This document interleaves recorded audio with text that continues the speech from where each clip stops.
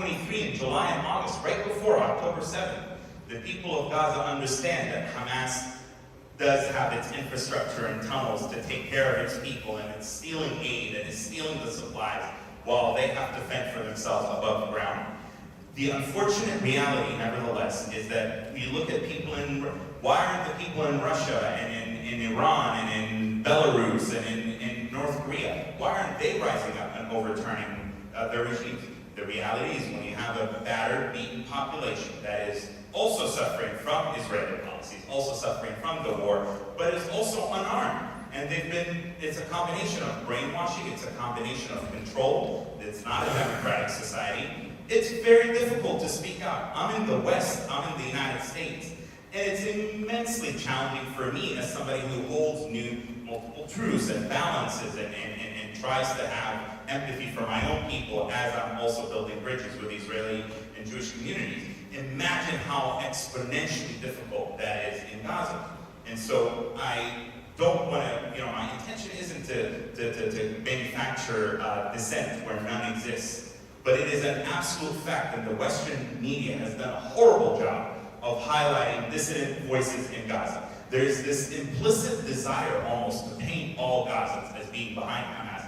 And by the way, and I wrote about this on Twitter, even people that normally support the resistance and the armed resistance narrative, I talked to Palestinians one-on-one who confided in me how they're absolutely horrified by the taking of women and children and how as hostages, the treatment of even of those soldiers we saw in this video.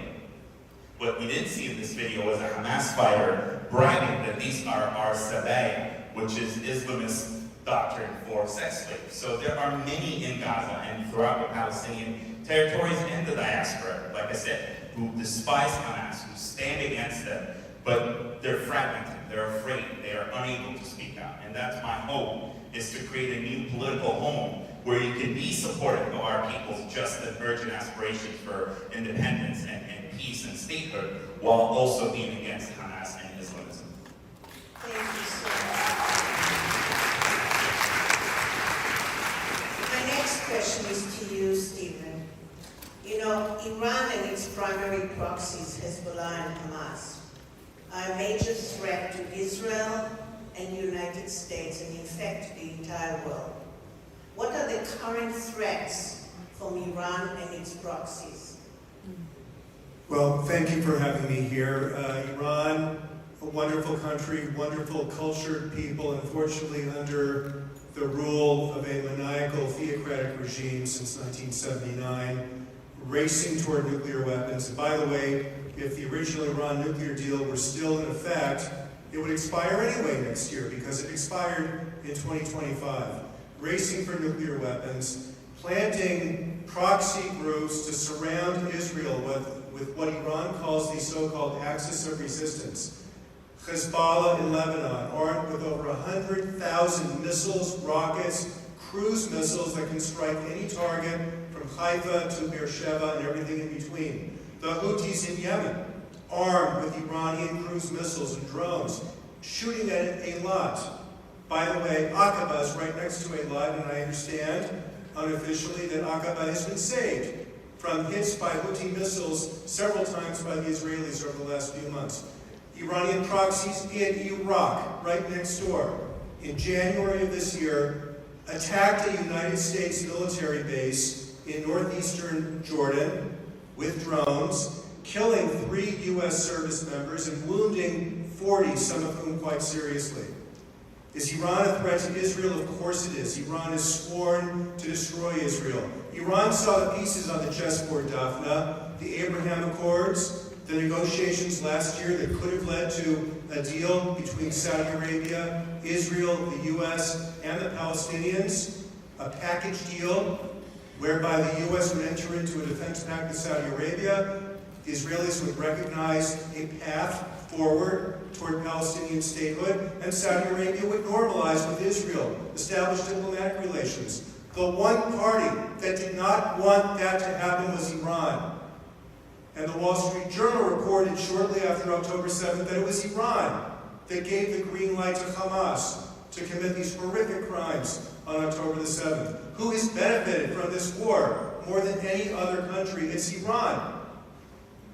Iran is a threat to Israel, and Iran is also a threat to American interests. And by the way, and I'll stop here, Daphne, Iran launched hundreds of missiles and drones in Israel just a couple of months ago. We all remember that night, that horrible night. The first ever direct Iranian attack against Israel. What if one of those rockets had pierced through the Iron Dome and struck the Al-Aqsa Mosque in Jerusalem? You know who would have been blamed. Not Iran. They would have said the Israelis did it. We came very close to World War III that night. That's why the United States of America is equally under threat from Iran. This is an issue that has got to be dealt with. Thank you. You know, one of the questions obviously on everybody's mind is Israel is being attacked from the north, and it's always in threat of Hamas now from every direction. So what do you think is the reality in the very near future? Daphne, I've been in Israel twice in the last 8 weeks. The mood, as many of you who have been there will verify, is very bleak. The fate of the hostages is hanging over the country every minute of every day. And while I was there, and I've been there more than 40 times in my life, I have a huge family there, for the first time I heard some of my military friends, military relatives, genuinely worried about a Hezbollah massive strike on the center of Tel Aviv, on the center of Haifa, on the heavily populated areas of Israel. The threat of a Hezbollah attack launching thousands of rockets simultaneously, which Hamas proved on October the 7th when they launched 5,000 rockets simultaneously and overwhelmed portions of the Iron Dome. What if Hezbollah were to fire 25,000 or 30 or 40,000? How many thousands of dead would we have in the populated central portion of Israel? For the first time in my life, I heard grave, grave worry about that possibility. That's different from what we had in June of 1967. It's different from what we had in October of 1973 because the very heart of Israel's civilian population is under threat. People are quite worried about that, Daphne. Arthur brought Khomeini to Iran. Stupid American policy. Please talk about it. You guys think whatever happened in the Middle East, we have to blame you. Excuse me, sir, could I continue with the questions? I really appreciate your patience. Thank you. My next question is, obviously, this is very emotional for so many people around the world.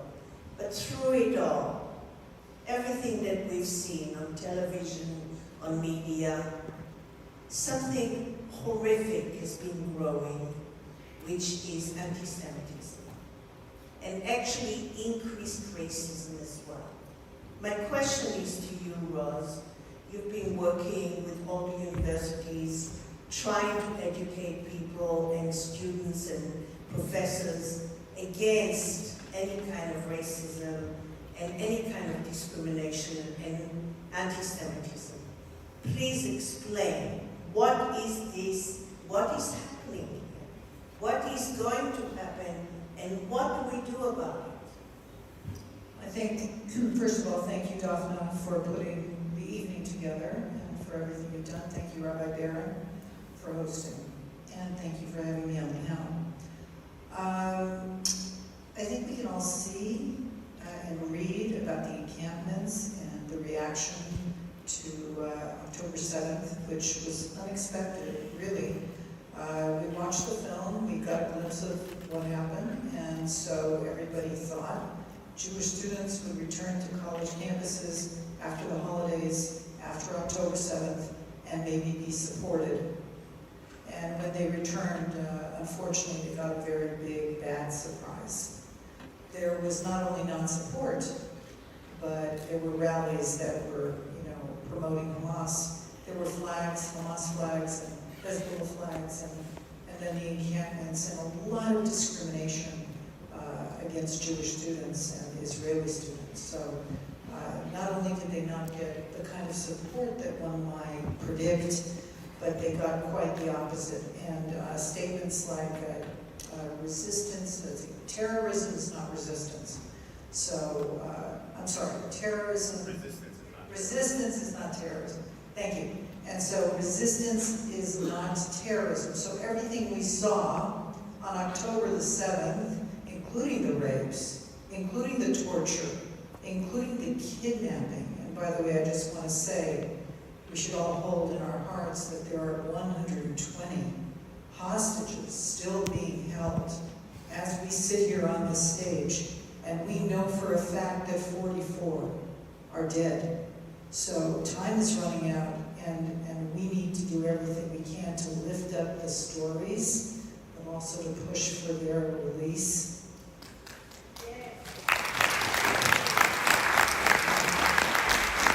The question I think you're asking is how could the opposite have happened? And students really came back to school hoping, not just in colleges, by the way, but that's what we see in the news, but also in high schools. 100% of our Jewish students in high schools are telling us that they're experiencing anti-Semitism. So it's really big, it's really bold, and I'm a daughter of 2 Holocaust survivors. I think this is a flashpoint. I think there's a lot of ignorance out there. It's why we do the work we do at Stand With Us. We have to educate people like the film has done tonight. Hopefully people learn something new and will take it back with them. Education is a road to peace. We have to promote that because without it, the ignorant people who have new information are very susceptible. They're very vulnerable to lies and misinformation.